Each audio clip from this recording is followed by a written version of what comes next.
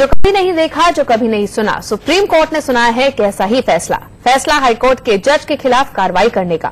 देश के इतिहास में ऐसा पहली बार हुआ है कि एक जज अब खुद आरोपी बनकर इल्जामों के कटघरे में खड़ा होगा। क्या है पूरा मामला, इस रिपोर्ट में देखिए।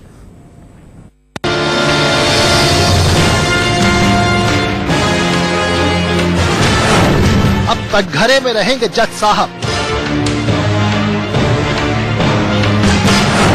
जज करेंगे जज की सुनवाई।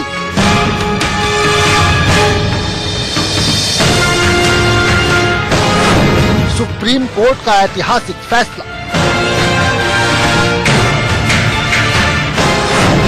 मुजरिम बनेंगे माय लॉर्ड। जो आरोपियों को कटघरे में खड़ा करता था वो अब खुद कटघरे में खड़ा होगा। जो दूसरों की सुनवाई करता था अब उसकी सुनवाई होगी। जज करेंगे जज की सुनवाई। ऐसा आज तक नहीं हुआ, ऐसा पहले कभी नहीं सुना। हाई कोर्ट के जज के खिलाफ सुप्रीम कोर्ट के चीफ जस्टिस ने दिया है ऐतिहासिक फैसला। आरोपों के घेरे में है इलाहाबाद हाई कोर्ट के Justice SN Shukla. Supreme Court के मुख्य न्यायाधीश जस्टिस रंजन गोगोई ने सीबीआई को इलाहाबाद हाई कोर्ट के जस्टिस शुक्ला के खिलाफ भ्रष्टाचार निरोधी कानून के तहत केस दर्ज कराने की अनुमति दे दी है। इतिहास में ये पहली बार है जब सुप्रीम कोर्ट ने सीबीआई को किसी हाई कोर्ट जज के खिलाफ केस दर्ज करने की अनुमति दी है।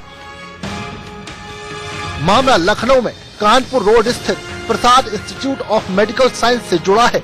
यह मेडिकल कॉलेज एक समाजवादी पार्टी के नेता बीपी यादव और पलाश यादव का है।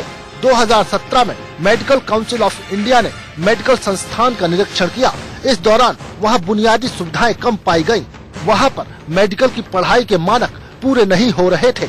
इसके बाद आदेश के तहत प्रसाद इंस्टीट्यूट समेत देश के 46 मेडिकल कॉलेजों में मानक पूरे न करने पर नए प्रवेशों पर रोक लगा दी गई थी। नए प्रवेश पर रोक लगाए जाने के बाद प्रसाद इंस्टीट्यूट की तरफ से सुप्रीम कोर्ट में याचिका दायर की गई।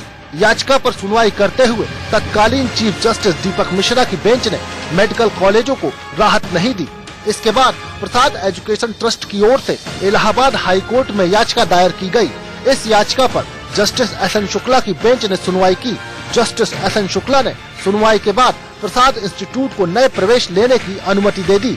इस फैसले को लेकर अन्य मेडिकल कॉलेजों के बीच हड़कंप मच गया। जस्टिस शुक्ला पर भ्रष्टाचार के आरोप लगने लगे और यहीं से उनके खिलाफ लामबंदी शुरू हो गई।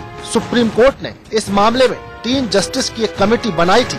बताया जा रहा है कि कमेटी ने जांच रिपोर्ट में जस्टिस एसएन शुक्ला के खिलाफ भ्रष्टाचार के पर्याप्त सबूत होने की बात कही है। जनवरी 2018 में ये रिपोर्ट सुप्रीम कोर्ट के तत्कालीन चीफ जस्टिस दीपक मिश्रा को दी गई थी। जस्टिस दीपक मिश्रा ने एसएन शुक्ला को इस्तीफा देने या वीआरएस लेने की बात कही, लेकिन एसएन शुक्ला छुट्टी पर चले गए। तब चीफ जस्टिस की ओर से राष्ट्रपति रामनाथ कोविंद और प्रधानमंत्री नरेंद्र मोदी को पत्र लिखकर जस्टिस एसएन शुक्ला के खिलाफ संसद में महाभियोग लाने का प्रस्ताव दिया था। जस्टिस एसएन शुक्ला उत्तर प्रदेश के इलाहाबाद के ही रहने वाले हैं। उन्होंने इलाहाबाद यूनिवर्सिटी से एलएलबी करने के बाद इलाहाबाद हाई कोर्ट में वकालत शुरू की। यूपी सरकार में वो अपर महाधिवक्ता भी रहे। 2005 में एसएन शुक्ला को एडिशनल जज बनाया गया और 2 साल बाद उन्हें 2007 में स्थायी जज बनाया गया। वो अगले साल रिटायर होने वाले हैं, लेकिन उससे पहले ही उनके खिलाफ सख्त कार्रवाई की गई है।